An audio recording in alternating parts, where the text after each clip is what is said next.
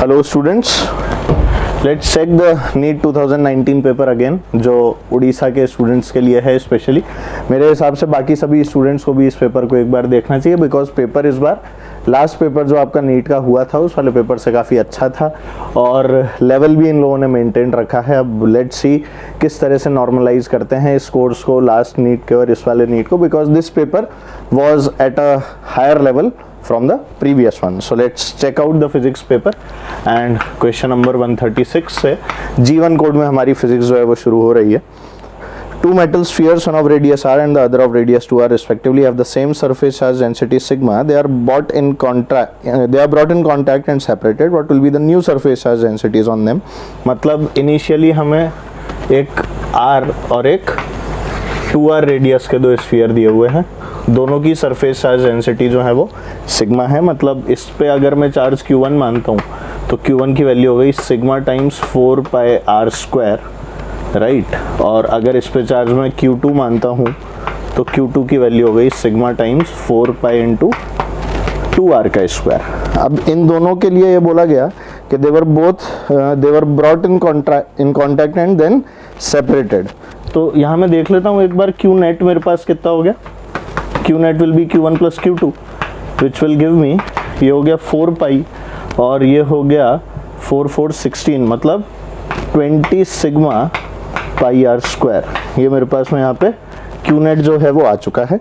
और एक और चीज़ जो यहाँ से मुझे पता लगती है वो लगती है कि Q1 अपॉन Q2 का जो रेशो है वो है हमारे पास में 1/2 का, विच मीन्स कि जो QA आएगा हमारे पास, अगर मैं यहाँ से देखूँ तो after touching it will be 20/3 sigma pi r square. और सिमिलरली जो बेसिकली Q1 Q2 ही खेल रहे हैं हम लोग, और Q2 जो आ जाएगा वो आ जाएगा 40/3 सिग्मा पाई आर स्क्वायर।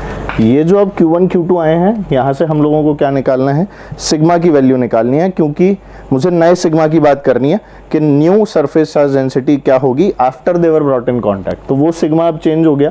अब जो हम लोग सिग्मा निकालने वाले हैं that sigma will be different, जो इसके हिसाब से अब निकलने वाला है। तो लेट्स चेक के अगर मैं पहले स्फीयर की बात करूं तो उसका सिग्मा 1 अगर उसको बोलता हूं मैं, तो सिग्मा हो जाएगा हमारे पास में चार्ज अपॉन एरिया। चार्ज जो है वो हमारे पास में Q1 है, एरिया अभी भी 4 पाई आर स्क्वायर ही है इसका, मतलब Q1 की वैल्यू हो गई 20/3 sigma pi r square divided by 4 pi r square, जिससे मुझे मिलता है 5 सिग्मा बाय 3। ठीक है, 4 5 20 हो जाता है।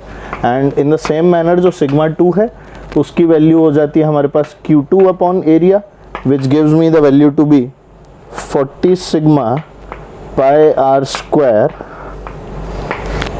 अपॉन 3, ये वाला 3, और इंटू 4 पाई इंटू 2r का स्क्वायर, जिससे मेरे पास सिग्मा 2 आ जाता है। तो sigma 2 comes out to be 5 sigma by 6।